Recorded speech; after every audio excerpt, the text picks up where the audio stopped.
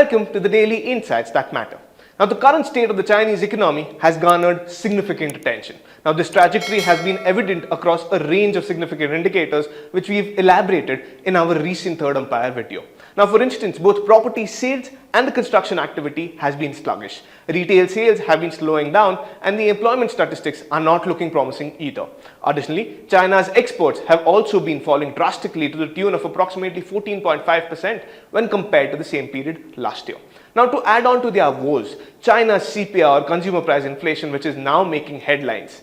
China's consumer sector has slipped into a deflation, underscoring the struggles of the world's second largest economy in reigniting their demand. Now, deflation refers to the reduction in the overall price levels of goods and services, resulting in consumers being able to purchase more with their money. However, this can lead to reduced profits for businesses as they are compelled to sell their products at lower prices. Now, the news of a deflation presents a significant setback for the Chinese economy, given that consumer prices experienced a drop in July for the first time in 2 years. Similarly, the producer price index also dropped by 4.4% in the month of July, marking the 10th consecutive month of contraction. Now, costs associated with food, transportation, and household goods all witnessed a decrease in the month of July. Now, this concerning news of deflation makes China the first G20 economy to report a year-on-year decline in consumer prices since Japan's last negative CPI reading in the month of August 2021.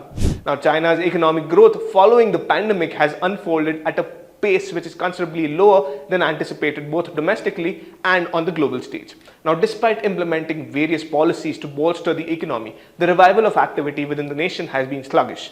In contrast, while numerous other economies grapple with inflation, China has now transitioned into a state of deflation. Now, it's a complex situation that China is navigating through, and it will be interesting to see how they manage to address these challenges and hopefully turn things around.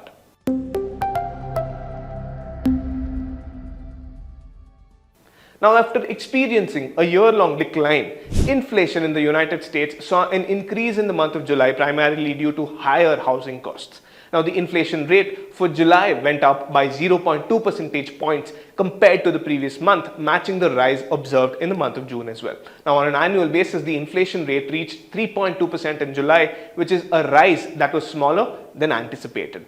Now, the slight uptick in the annual inflation rate doesn't imply a significant acceleration in inflation. Instead, it stems from what is known as the base effect, which was influenced by a softer inflation print seen in the year-ago period of July 2022.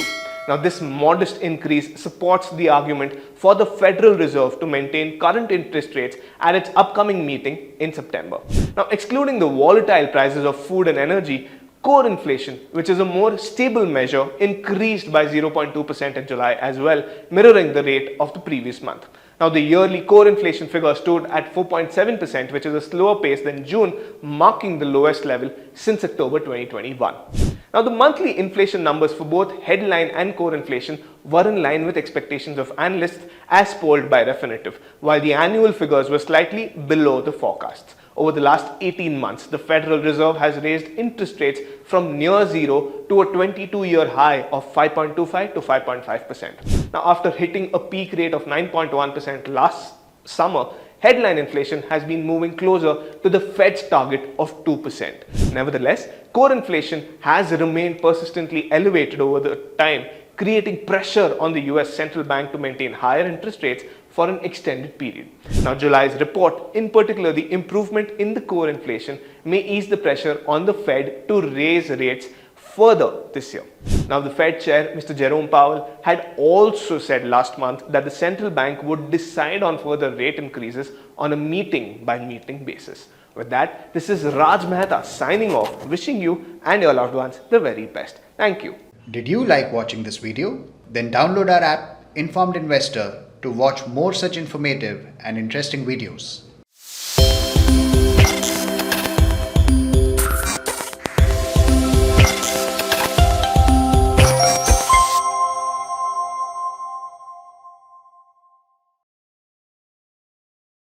Equity investments are subject to market risk. Read all investment-related documents carefully. Visit www.researchandranking.com